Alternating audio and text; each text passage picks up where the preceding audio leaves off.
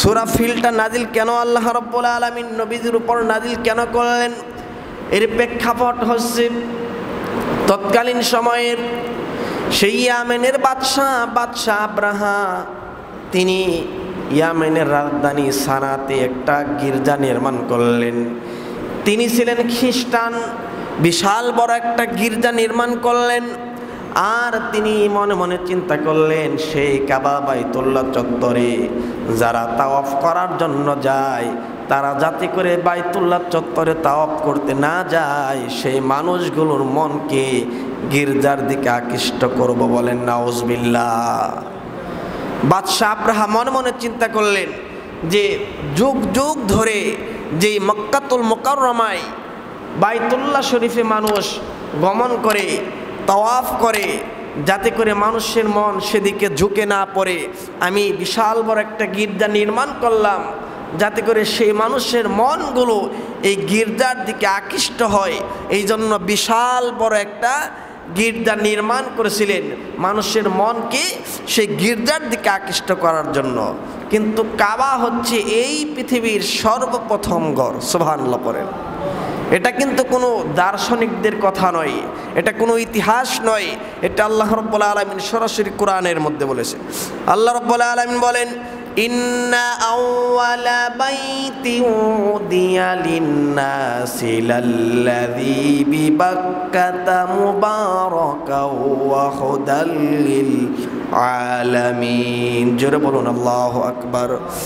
কাবা হচ্ছে এই পৃথিবীর সর্বপ্রথম ঘর, যেই কাবাকে আল্লাহ রাব্বুল আলামিন মক্কাতুল মুকাররমায় রেখে দিয়েছেন। সুবহানাল্লাহ পড়েন। সেই কাবা ঘরের দিকে যেই সমস্ত মানুষের মনগুলো ঝুঁকে পড়ে তাওয়াফ করতে যায়, বাদশাহ আব্রাহা মনে মনে চিন্তা করলেন, সেই মানুষকে আমার গির্জার দিকে আকৃষ্ট করব।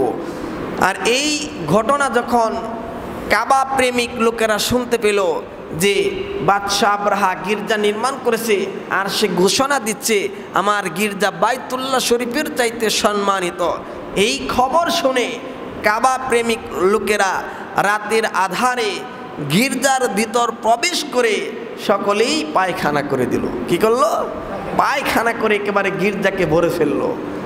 আর যারা সেই গির্জার দেখভাল করত, তারা এসেই যখন দূর থেকে একটা দুর্গন্ধ নাকের ডগায় পেল, পাওয়ার পর মনে মনে চিন্তা করলেন, কি একটা কাজ হলো, গির্জা থেকে এরকম সুগন্ধি আসতেছে কোন জায়গা থেকে, কে কি করলো? গির্জার ভিতরে ঢুকেই দেখতে পেল যে গির্জার ভিতরে একেবারে পায়খানা দিয়ে ভরা। এই ঘটনা দেখার পর, দৃশ্য দেখার পর বাদশাহ আব্রাহার কানের মধ্যে যখন আওয়াজটা চলে গেল, বাদশাহ আব্রাহা বলল যে কাবা প্রেমিক লোকেরা আমার গির্জার ভিতরে পায়খানা করে ভরে ফেলেছে। তিনি ওই সময় চ্যালেঞ্জ করলেন, চ্যালেঞ্জ করে বলল বাদশাহ আব্রাহা, আমি বাইতুল্লাহ শরীফকে, কাবা ঘরকে একেবারে ভেঙে দুমড়ে মুচড়ে ফেলবো। বলেন নাউজুবিল্লাহ। তিনি চ্যালেঞ্জ গ্রহণ করে ফেললেন। 60,000 সৈন্যের একটা বাহিনী নিয়ে তিনি রওনা হলেন। কোনো বর্ণনার মধ্যে এসেছে যারা বাদশাহ আব্রাহা সহ যারা বড় বড় লিডার ছিল, তাদের সঙ্গে ছিল 9টি হাতি, কোনো বর্ণনায় পাওয়া যায় 13টি হাতি নিয়ে কাবাগর ধ্বংস করার জন্য যখন পাড়ি জমালেন। এমন সময় পথিমধ্যে যখন কাবা প্রেমিক লোকেরা শুনতে পেলেন যে বাইতুল্লাহ শরীফকে ধ্বংস করে দেওয়ার জন্য বাদশাহ আব্রাহা 60,000 সৈন্য নিয়ে আসতেছে, এই খবর শুনে কেউ বাধা দেওয়ার চেষ্টা করলেন। কিন্তু 2, 4, 10 জন 100 জন মিলে কি 60,000 সৈন্যের সঙ্গে মোকাবেলায় বিজয় লাভ করা সম্ভব হবে?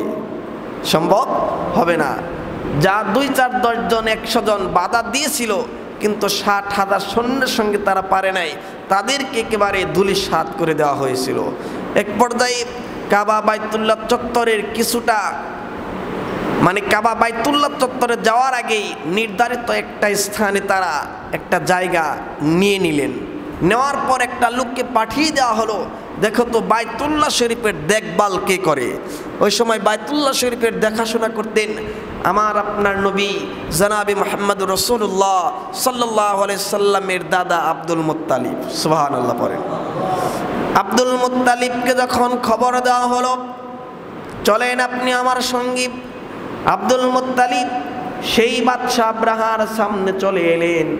আর বাদশাহ আব্রাহা আব্দুল মুত্তালিবের চেহারা দেখার পর সেই সিংহাসন থেকে নিচে নেমে যায়। সুবহানাল্লাহ বলেন। নবীর দাদা আব্দুল মুত্তালিবের চেহারা এত সুন্দর ছিল, আর তার চেহারার মধ্যে বিশ্বনবী সাল্লাল্লাহু আলাইহি সাল্লামের একটা চেহারার ছাপ ফুটে উঠেছিল। বলেন সুবহানাল্লাহ। বাদশাহ আব্রাহা নবীর দাদার চেহারা দেখে সিংহাসন থেকে নিচে নেমে গেলেন। বলেন না সুবহানাল্লাহ। নবীজির দাদা আব্দুল মুত্তালিবকে বলা হলো, আপনার কি কোনো কথা আছে, আপনি কি কিছু বলতে চান? নবীজির দাদা আব্দুল মুত্তালিব বলেছিলেন, আমি তো আপনার সঙ্গে লড়াই করে 60,000 সৈন্যের সঙ্গে বিজয় লাভ করা সম্ভব নয়। আপনার সৈন্যরা আমার কিছু ছাগল, ভেড়া, বকরি এগুলো নিয়ে গিয়েছে, এগুলো আপনি ফেরত দিয়ে দেন। সুবহানাল্লাহ বলেন। বাদশাহ আব্রাহা অবাক হলেন যে আমরা এসেছি কাবাঘর ভাঙার জন্য, আপনি তো বলতে পারতেন যে আমার এই কাবাঘরের আমরা অনেক দিন হয়ে যায় ইবাদত বন্দিগি করি, কাবাঘরটা ভেঙো না। এই কথা না বলে আপনি কি বলতেছেন যে আমার ছাগল, বেড়া, এরপরে বকরি এগুলো ফেরত দেন? এইগুলো কি আপনার, এই কথা কি আপনার চেহারার সঙ্গে যায়? আব্দুল মুত্তালিব ওই সময় বলেছিলেন যে আমি তো কাবাঘরের মালিক নই, আমি হচ্ছি বেড়া, ছাগলের মালিক, এগুলোর দেখভাল করার দায়িত্ব আমার। কাবাঘরের মালিক যেই মহান রব, সেই মহান রব কাবাঘরের সেই দেখভাল করবে। বলেন সুবহানাল্লাহ। ওই সময় সেই বেড়া, বকরি, ছাগলগুলো নিয়ে আব্দুল মুত্তালিব বাড়িতে চলে গেলেন, আর মানুষদেরকে ঘোষণা করে বললেন, তোমরা কেউ বাইতুল্লাহ চত্বরের দিকে যেও না, তোমরা পাহাড়ে গিয়ে দাঁড়িয়ে দাও। আর কাবাঘরের কাবা প্রেমিক লোকেরা যারা বড় বড় লিডার ছিল, তারা কাবাঘরের সামনে দাঁড়িয়ে বলতেছে, কাবাঘরের সামনে দাঁড়িয়ে আল্লাহকে বলতেছে, রব্বুল আলামিন আপনার ঘর কাবা ভাঙার জন্য এসেছে, আপনি হচ্ছেন কাবার মালিক, আপনি আপনার ঘরকে রক্ষা করেন। কিন্তু এই ঘটনা ঘটার আগে কিন্তু কাবাঘরের ভিতরে তারা কিন্তু এক ধরনের মানে কি শিরকি ইবাদত করত, ইবাদতের সঙ্গে শিরকি মিশ্রিত ছিল। মানে কাবাঘরের ভিতরে 360টি মূর্তি ঢুকিয়ে দিয়েছিল। ইব্রাহিম আলাইহিসসালামের মূর্তি, ইসমাইল আলাইহিসসালামের মূর্তি, 360টি মূর্তি সে কাবার ভিতরে ছিল। ওই সময় তারা বলল, রব্বুল আলামিন আপনি কাবার মালিক, আপনি আপনার ঘরকে রক্ষা করেন। বাদশাহ আব্রাহা যে 13টি হাতি নিয়ে রওনা হয়েছিল, তার মধ্যে বড় একটা হাতি ছিল, হাতিটির নাম তারা দিয়েছিল মাহমুদ। হাতির নাম কি? মাহমুদ। সেই হাতিকে যখন সামনের দিকে নিয়ে যায়, সামনের দিকে আর হাতি যায় না, পেছন দিকে টানে পেছনে আসে, ডান দিকে যায় বাম দিকে যায়, সামনের দিকে অগ্রসর হয় না। হঠাৎ করে আকাশের দিকে তাকিয়ে দেখতে পেলেন যে আকাশের মধ্যে অনেকগুলো পাখির বহর। কিছুক্ষণের মধ্যেই আল্লাহ রাব্বুল আলামিনের পক্ষ থেকে সেই পাখির মুখের মধ্যে ছিল একটা পাথর, হাতে পায়ের মধ্যে 2টা পাথর, মোট 3টি করে পাথর ছিল। সেই পাথরগুলো আকাশ থেকে যখন নিক্ষেপ করেছে, যার মাথায় পড়েছে, মাথা ছিদ্র হয়ে, পেট ছিদ্র হয়ে, সেই হাতি ছিদ্র হয়ে হাতিগুলো মাটির নিচে ডেবে গিয়েছিল। বলেন সুবহানাল্লাহ। এই জন্য আল্লাহ রাব্বুল আলামিন এই সূরা ফিল নাজিল করে আমার নবীজিকে বলেছিলেন, আলাম তারা কাইফা ফাআলা রাব্বুকা বিআসহাবিল ফিল। হে নবী, আপনি কি জানেন না, আপনি কি দেখেন নাই? আলাম তাসমা, আপনি কি শুনেন নাই আপনার বাপ দাদার কাছ থেকে আল্লাহ রাব্বুল আলামিন হস্তি বাহিনীর সঙ্গে কি আচরণ করেছিলেন? সুবহানাল্লাহ বলেন। আলাম ইয়াজআল কাইদাহুম ফি তাদলিল, তাদের ষড়যন্ত্রকে আল্লাহ রাব্বুল আলামিন ধূলিসাৎ করে দিয়েছিলেন। আল্লাহ রাব্বুল আলামিন আকাশের মধ্যে পাখির বহর ছেড়ে দিয়েছিলেন। এরপরে তাদের মধ্যে 3টি করে পাথর ছিল, পাথরগুলো ছিল এক একটা অভিশাপ। সুবহানাল্লাহ পড়েন। পাথরগুলো যার গায়ের মধ্যে লেগেছে, যার হাতের মধ্যে লেগেছে, হাত চুলকাতে চুলকাতে গা হয়ে গিয়েছিল। এক পর্যায়ে কয়েকজন দৌড়াতে দৌড়াতে কোনো রকম পান বাঁচিয়ে সেই ইয়ামেনের দিকে চলে গিয়েছিল। তার মধ্যে একজন ছিল বাদশাহ আব্রাহা। যাওয়ার পর কিছুক্ষণের মধ্যে সে মারা যায়, কিন্তু মারা যাওয়ার আগে কাবাঘরের ইতিহাস তার এলাকাবাসীদেরকে বলে গিয়েছিলেন। বলে সুবহানাল্লাহ। তাহলে কাবাঘরকে যে আল্লাহ রাব্বুল আলামিন হেফাজত করেছেন, সেই হেফাজতের মালিক আল্লাহ তাআলা এখনো আছে না নাই?